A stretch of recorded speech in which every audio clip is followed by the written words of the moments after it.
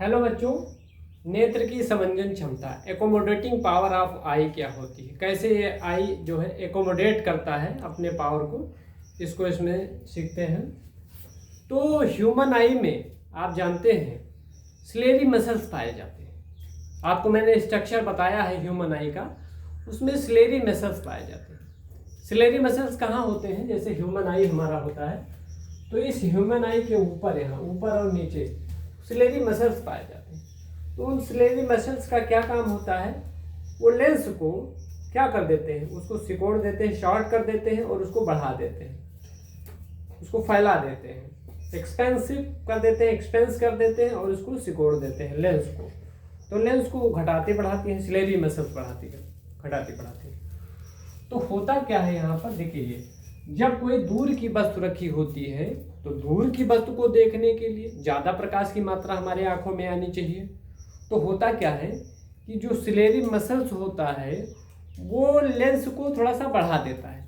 तो suppose that यहाँ पर इसके ऊपर यहाँ और यहाँ सिलेरी मसल्स हैं। तो सिलेरी जब दूर से, यहाँ देखिए दूर पर कोई वस्तु रखी हुई, इनफाइनाइट, हमने अनंत लिखा है, अनंत पर कोई वस्तु रखी हुई।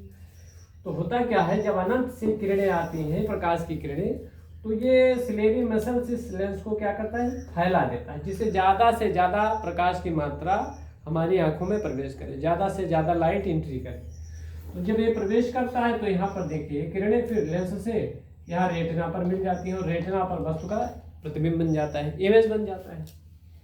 और अगर कोई पास की वस्तु है, नियर की ऑब्जेक्ट है, तो भी हमें वस्तु को देखना है, चाहे दूर की हो तो भी देखना है, नज़दीक की हो तो भी देखना है। तो इसमें क्या होता है, तब सिलेरी पेशियां क्या करती हैं, सिलेरी पेशियां लेंस को सिकोड़ती हैं, उसको थोड़ा सा शॉर्ट कर देती हैं। तो जब सिकोड़ देती हैं तो प्रकाश की सीमित मात्रा आंखों में प्रवेश करती है, तब भी रेटिना पर इमेज बनता है। तो जब नज़दीक की कोई निकट बिंदु का मतलब 25 सेंटीमीटर, 25 सेंटीमीटर से कम की बात हो रही, 25 सेंटीमीटर, 25 सेंटीमीटर के अगर आसपास कोई वस्तु है, ये ध्यान देंगे निकट बिंदु कितना होता है, 25 सेंटीमीटर। तो 25 सेंटीमीटर के आसपास अगर कोई ऑब्जेक्ट रखा हुआ है तो वहां से जब देखिए प्रकाश किरणें चलती हैं तो सिलेरी मसल्स क्या करती हैं, इस लेंस को थोड़ा सा शॉर्ट कर देती हैं, इसकी वक्रता को, इसके कर्व को थोड़ा सा कम कर देती हैं, इसकी गोलाई को कम कर देती हैं।